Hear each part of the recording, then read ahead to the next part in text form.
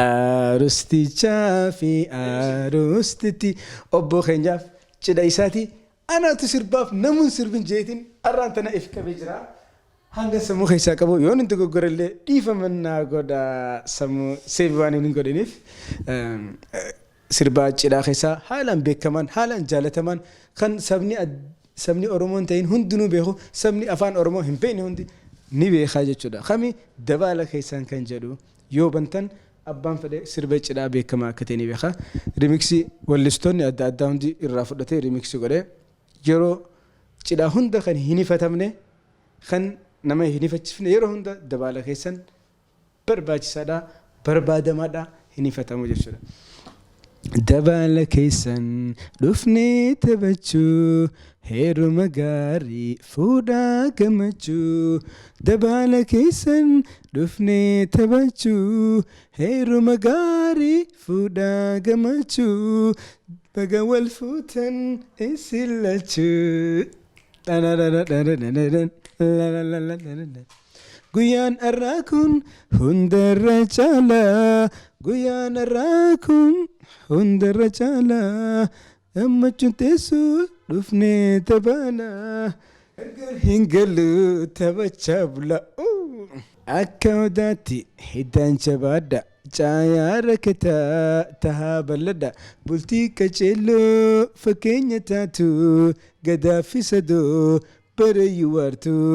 Bultii qananii isiniif hataatu tola isiniif hawwinaa nu martu. Tola isiniif hawwinaa nu martu. Fakkeenyaaf sirboonni cidhaa kun sirba isinitti hin fakkaatin du'aadha. Osoon afaan Arabaatiin irraan tana akka odaatti hiddaan jabaadha caayaa rakkataa taa bal'adha isiniin jee aamiin jettan gajjitanii. Afaan Oromoo waan ta'eef maaliif akka sirba qofatti isinitti dhaga'ama. Kun du'aadha. Arustichaa fi arustitti faana isin haa tolchu walitti. Faana isin haa tolchu walitti.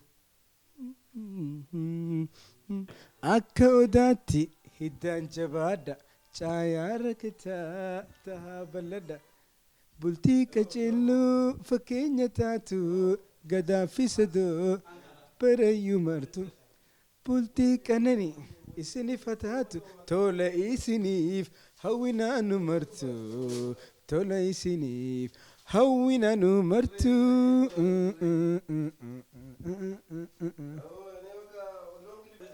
Egaa guyyaa cidhaati guyyaan har'aan tana cidha obbo keenyaati.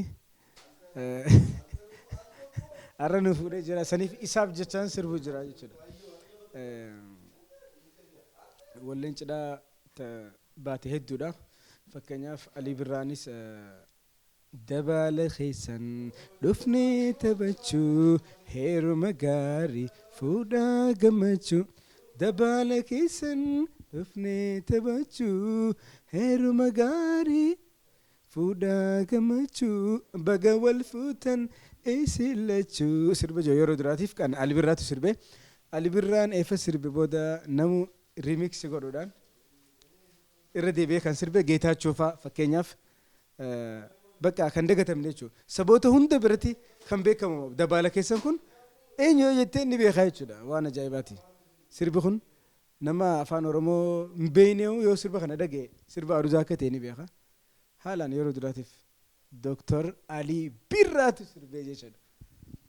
Firaa fi Alii keessan hundinuu dhaamsi tokkichi isiniif qabnu wal jabeeffadhaa isin lamaanii.